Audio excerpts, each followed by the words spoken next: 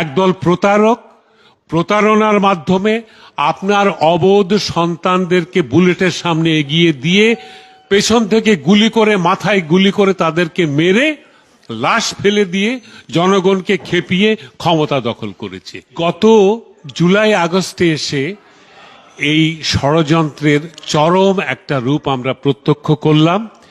আমি মনে করি এটা পুরোটাই সাজানো, এটা meticulously planned and executed operation. এখানে যারা কাজ করেছে এরা ট্রেন্ড, এদের অপারেশনের ধরন দেখেই আমি তখনই বলেছি, প্রথমেই বলেছি যে আড়ালে কে। কারণ সাধারণ ছাত্ররা কখনোই জানে না কি করে এই একের পর এক স্থাপনা পুড়িয়ে দিতে হয়, ভেঙে ফেলতে হয়, বিস্ফোরক ব্যবহার করে সবকিছু জ্বালিয়ে পুড়িয়ে দিতে হয়। ওরা এগুলো জানে না। বড়জোর পুলিশের থেকে ইট পাটকেল ছুটতে জানে, এর বেশি কিছু নয়। তাহলে এগুলো কারা করলো? আড়ালে যারা ছিল। কারা আড়ালে ছিল? এখন যারা ক্ষমতা দখল করেছে। এই ক্ষমতা দখলকারীরা স্বাধীনতা বিরোধী, মহান মুক্তিযুদ্ধকে এরা মুছে দিতে চায়, 7ই মার্চকে মুছে দিতে চায়, 25শে মার্চকে মুছে দিতে চায়, 16ই ডিসেম্বরকে মুছে দিতে চায়।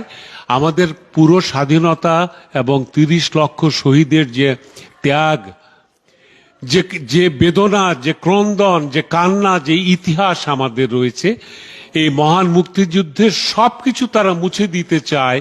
কারণ এটা তাদের এজেন্ডা। কেন এজেন্ডা?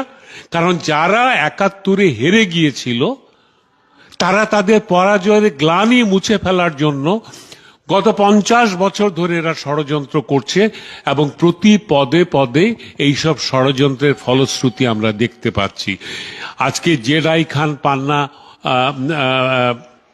মুক্তিযুদ্ধের পক্ষে কথা বলেছেন বলে এই বৃদ্ধ মুক্তিযোদ্ধাকে অপদস্থ করা হচ্ছে। বাংলাদেশের মুক্তিযুদ্ধের সপক্ষে যত বুদ্ধিজীবী আছেন, এমনকি ডক্টর জাফর ইকবালকেও গ্রেপ্তারি পরোয়ানা জারি করা হয়েছে, জানি না গ্রেপ্তার হয়েছেন কিনা। তো এই সব কিছুই কিন্তু একই ফলশ্রুতি। এগুলোর জন্য কোনো নতুন প্রশ্ন উত্তর খোঁজার দরকার নেই। এটাই ঘটার কথা। কারণ যারা ক্ষমতা দখল করেছে এরা আসলে প্রতারণার ভেতর দিয়ে ক্ষমতা এসছে। এরা ছাত্র জনতার সংগ্রাম নয়, এটা প্রতারকদের ক্ষমতা দখল করার, লাশ ফেলে দেশের জনগণকে খেপিয়ে তুলে ক্ষমতা দখল করার একটা অপচেষ্টা। দেশের বিরুদ্ধে একটা ষড়যন্ত্র চলছে, অনেক আগে থেকেই চলছে। মহান মুক্তিযুদ্ধ, স্বাধীনতার পক্ষে যারা কথা বলেন তাদেরকে অবদমিত করে, মহান মুক্তিযুদ্ধের ইতিহাস মুছে ফেলে, বঙ্গবন্ধুকে অস্বীকার করে এবং বাংলাদেশের মুক্তিযুদ্ধের যত স্থাপনা সবই তো ধ্বংস করা হয়েছে। কাজে আপনারা এখনো জেগে উঠুন, দেশের মানুষ, একবার বোঝার চেষ্টা করুন। এটা সাধারণ কোনো গণজাগরণ অথবা অভ্যুত্থান নয়, এটা ষড়যন্ত্র করে ক্ষমতা দখল করার একটা নিকৃষ্ট পন্থা। একদল প্রতারক প্রতারণার মাধ্যমে আপনার অবোধ সন্তানদেরকে বুলেটের সামনে এগিয়ে দিয়ে পেছন থেকে গুলি করে মাথায় গুলি করে তাদেরকে মেরে লাশ ফেলে দিয়ে জনগণকে খেপিয়ে ক্ষমতা দখল করেছে। আপনারা জেগে উঠুন, প্রতিরোধ করুন, প্রতিবাদ করুন।